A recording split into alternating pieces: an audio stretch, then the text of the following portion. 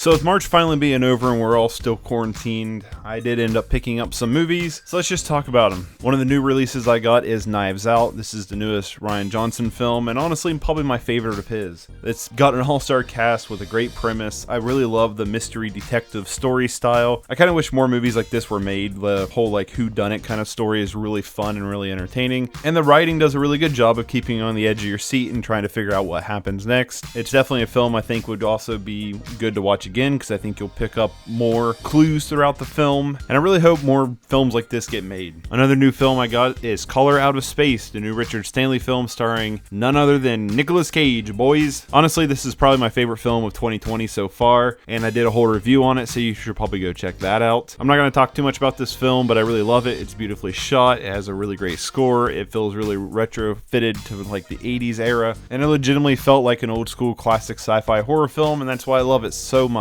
On Arrow, I got The Driller Killer. I want to thank my buddy for picking this up for me. I really appreciate it. I watched it and I really enjoyed this one. It's a really fun, sleazy, grimy, Taxi Driver-esque film with some really fun gore moments. Honestly, the part I love the most about this film is probably the soundtrack. The score and the original music in the film is a lot of fun. And this movie says to be played loud, and if you play it loud, it does totally work. It's pretty awesome. There's some good special gory effects, but the tone of this film is just so sleazy and grimy, and it's really enjoyable. I've not seen very many films by Abel Ferrara. If I'm pronouncing his name incorrectly, I apologize. I know he's done quite a bit of celebrated work, and I really enjoyed The Driller Killer, and it makes me want to check out some more of his stuff. God damn, look at that slipcase. I immediately had to go pick up Uncut Gems when it was released. It's one of my favorite films of 2019, and the Safdie brothers, I'll pretty much watch anything they do from here on out, because out of the 3 films I've seen from them, they've been 3 for 3 out of the 3 out of 4 films they've done, I think. And Adam Sandler gives one of the best performances of his entire career, in my opinion. I'm not going to say too much about this film other than I truly love it, and it was one of my favorites of 2019 because I did a whole review on it, so you should just go watch that instead. But I will give a little bit of a story that I went and seen this movie in a theater full of people who basically just wanted to see an Adam Sandler comedy, something akin to like Grown Ups or Jack and Jill, and a lot of them left very disappointed, it seemed like, except for me and Autumn, who just absolutely adored this film. It's pretty great. So I finally got around to watching and buying Your Name. This is a film that's been recommended to me many of times in the past, and after finally watching it, I can totally see why. This film is about damn near perfect, boy.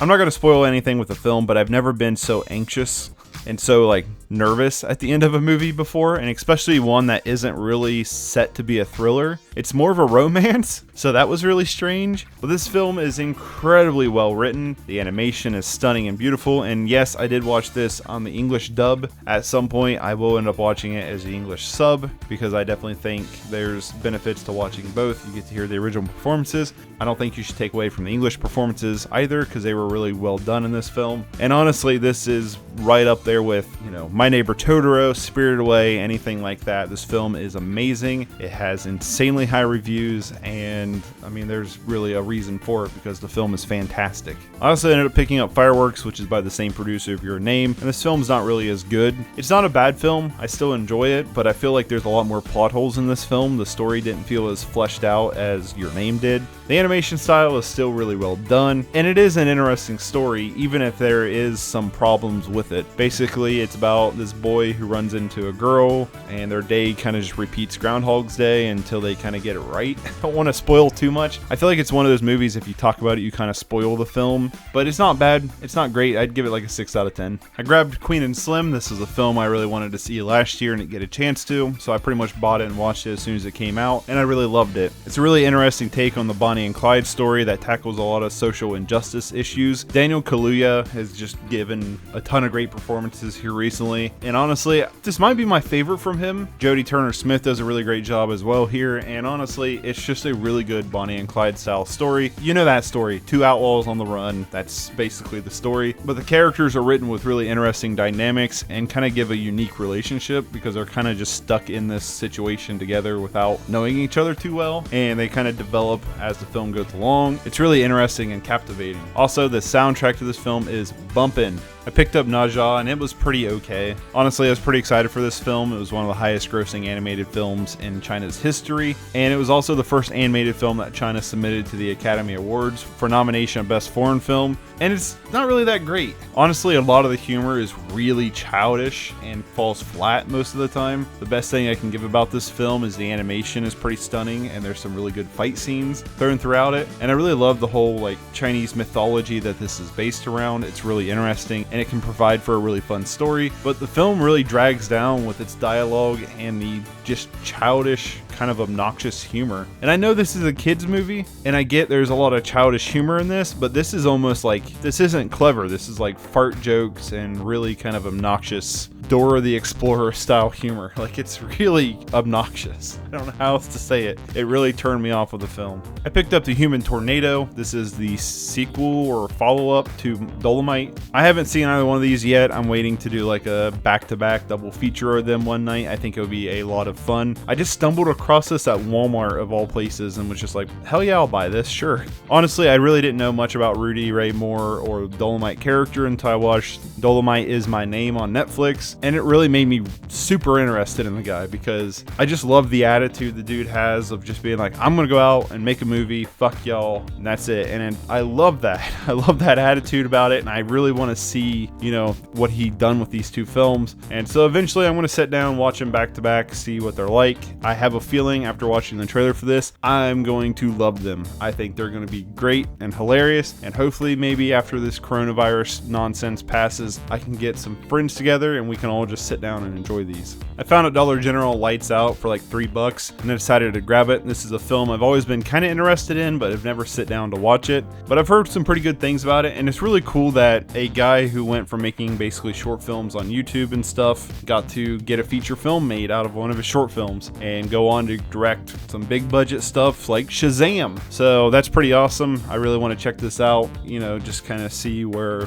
the dude started at. And like I said, I've heard good things. It's always been kind of on my radar. I've just never found it for a decent price. So I found it and now I have it. So I picked up some Disney stuff like Pocahontas 1 and 2 pack. I know it's probably not the best idea to buy some Disney stuff with Disney Plus being a thing, but I found it for a good price, so whatever. Pocahontas is one I've not seen since being a kid, and I don't have a lot of memory of it. I remember certain characters and stuff like that, but I really can't recall on whether if I like it or not. I liked it as a kid, I know that, but now as an adult, it's hard to say. I've been rewatching some Disney stuff as an adult that I haven't seen since being a kid, and it's kind of a 50-50 crapshoot if it lives up to expectations or not. And Pocahontas, I don't know. I'll watch it eventually and we'll see how it does. This also came with Pocahontas 2, which I don't really have a lot of interest in. I know a lot of the straight-to-DVD sequels are not that good, but it came with it, so I'll probably watch it at some point, although my expectations are much lower for it than it is for the first one. I grabbed Tarzan, and this was another one I hadn't seen since being a kid, but I did rewatch it, and it lived up to about expectation. To me, this was always a film that was like maybe a 6.5 or a 7, and I still kind of stand by that. The music is kind of a lot more forgettable, I think, than a lot of the other Disney films that have a lot of musical elements, but the animation is good. All the voice performances are pretty great, and it's just kind of a fun movie. It doesn't ever take itself very seriously, and it can be really cartoony and goofy in a really good way. I grabbed the Aristocats, and this is one I definitely have not seen since being a real youngin'. I remember some of the characters, but that's about it. I really don't have a clue what even happens in the story, but this is one I've always kind of wanted to come back to because I've always kind of heard this is one of the more underrated Disney classic films. So yeah, eventually I'm going to watch it. Hopefully it's pretty good. Like I said, Disney's been kind of a 50-50 shot, but I definitely have a feeling I'm going to enjoy this one, if not anything, at least for the animation style. I also ended up grabbing Underdog. This was like $5, and this is not a good movie, but this is one that I've always kind of enjoyed. I've watched it several times on the Disney Channel when I was younger, and honestly, it's just kind of a fun, stupid, goofy popcorn movie that has an insane cast. Jim Belushi, Peter Dinklage, Jason Lee, Patrick Warburton, Taylor Momsen's in this. I didn't know that. Amy Adams, Brad Garrett. I mean, it's kind of an unreal cast for what this movie is. It's stupid, it's goofy, it has a bunch of bad effects in it, but that's kind of the point. It's just a fun popcorn, in a sense, feel-good film that has a cute dog. The Secret of NIMH gave me flashbacks to Oliver and Company for the fact of, like, I remember every character to a vivid detail, but I have no idea what happens in the story. I found this for $5, so I went ahead and grabbed it. The animation looks beautiful, and honestly, I know I've seen this. I've had to have seen this because every character looks so familiar to me. So So eventually I'm going to pop this one in, give it a watch, and see if it starts to click. When I watched Oliver and Company, the film, like as it went on, I was like, I really don't remember anything that happens in the story. And it never really clicked, but I knew every character like to a T. So I'm kind of thinking that might be this situation with this film, but we'll see. Looks good. I grabbed Marrowbone. This was a film I've never heard of before. I just stumbled across it at Walmart one day for $5. Looked at it, read the back of it, looked at the cast that was involved, and read the IMDb, some of the scores to it, and I thought, well, hell, for $5 I'll give it a shot. It seems like something that might be pretty good. I've yet to watch it, so I can't say if it's pretty good or not, but it has a decent cast. It has a premise that seems interesting, and this film, to me, my expectations are like a 6 out of 10. It's a 6.6 out of 10 on IMDb. I hope it's better than that, but you never know, so I just decided to grab it, and I'll watch it eventually. It'll probably just go in the bucket until then. I grabbed Kaiju Mono. This film just looks like silliness to the extreme. It looks so much fun. I can't wait to watch it. But this is one I really want to watch with a group of people rather than just me and Autumn. It looks like it's going to be super fun, goofy, corny, stupid, Power Rangers-esque effects that just look awesome. I can't wait to watch it. Hopefully coronavirus will go away soon, because that just looks like to me a good time with a bunch of friends, and I don't want to watch it till then. I ended up grabbing Big Fish and Begonia. This was a film I've never heard of before until I stumbled across it on a shelf. I did a little bit of research into it and it looked pretty good, so I went ahead and grabbed it. It's one that I haven't gotten through yet. I feel like I get through like half of them per month, but honestly it looks really good and I can't wait to watch it. I'm a sucker for anime or just animation in general, so I'll get around to watching eventually. I'll probably just go in the bucket, so hopefully we'll draw it here soon. The only thing I picked up at the Dollar Tree this month was trash. They didn't have a lot of pickings, and this was the only thing that seemed kind of interesting. I don't know too much about this film, but it had some decent reviews on IMDb. It's got Martin Sheen and Rooney Mara in it, and I'm just kind of interested in it. I watched a trailer to it, and it does seem pretty decent, but it's not something I'm like rushing to watch, so I'm probably just going to throw it in the bucket and draw it at some point and watch it then. But I found it for $1, so I figured why not? I mean, at that point, for $1, why not buy anything? Speaking of trash, I picked up Glenn Danzig's directorial debut, Verotika, and it's pretty awesome. Honestly, it's on the so bad it's good level of like The Room or Troll 2 that is pretty epic. This is a film I've already done a big video on, so go check that out. I'm not going to talk about it too much, but it's just full of all the cliches of bad everything. Bad writing, directing, editing, cinematography, lighting, special effects, and it's so much fun. It is so stupid, it is so obnoxious, and just, oh, I love it. I love it. It's like watching a train wreck. You just, you know, watch it derail, man, and just watch it keep going. It's great. Highly recommend it. Definitely want to show it to a bunch of friends. I picked up some DC stuff this month, one of those being the new Superman Red Son. I grabbed it on the Target exclusive Steelbook, and it's pretty good. I'm not a big fan of Superman as a character. I really don't like characters that are that obnoxiously overpowered. But when it comes to the comics, Red Son is one of the few Superman comics I've actually read. And at this point, I haven't read it since like high school, so it's been like almost a decade. But I don't remember too much of the comic book, and I know DC's animated line likes to tinker or change things from the comic book source material, so I don't feel like I'm the best judge to compare the two, but I remember always really enjoying the story and the concept of Red Son, and I liked it here as well. The story of Superman falling to Mother Russia instead of the United States is a really interesting conflict and parallel compared to what it normally is, and it's a lot of fun. There's some good moments and some good action set pieces, but it's definitely not the best thing around there. There definitely feels like there's some dead air time in this film, or maybe some plots that just feel like they don't really go anywhere. Overall, it's a pretty decent film, and while I don't remember much of the comic book, I do believe the comic book is better than this, but I definitely think this is still worth a watch.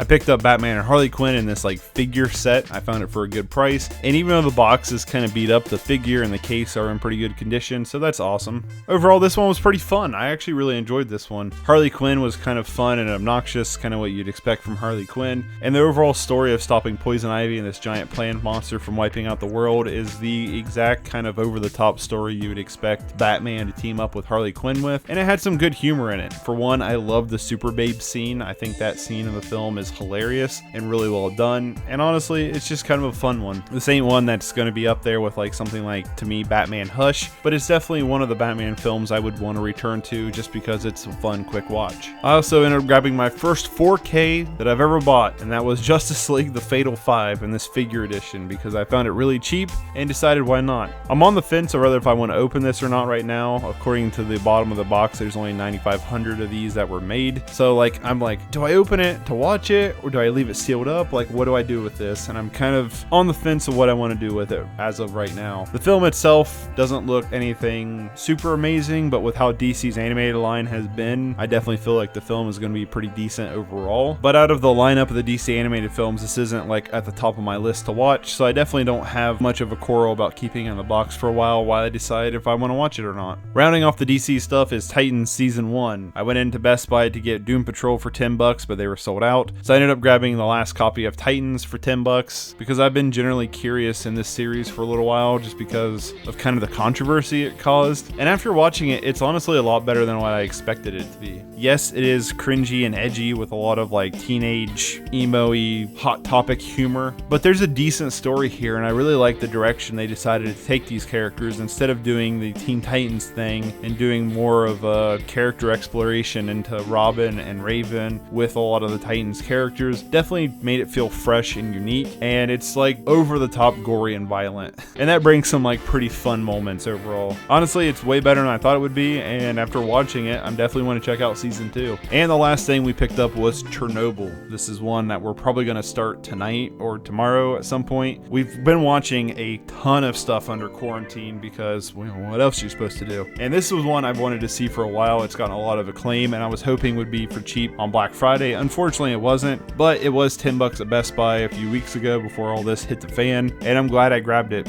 because this is one I've really wanted to see, so hopefully it lives up to some expectations, and we'll get around to watching it at some point here soon, hopefully. We got all the time in the world. But that's been my March update, all the stuff I picked up throughout March. I don't have a feeling I'm going to grab as much stuff in April because there's not really a point to go to the store just for movies, in my opinion, and I just don't feel like ordering a bunch of stuff, so April might be some slim pickings.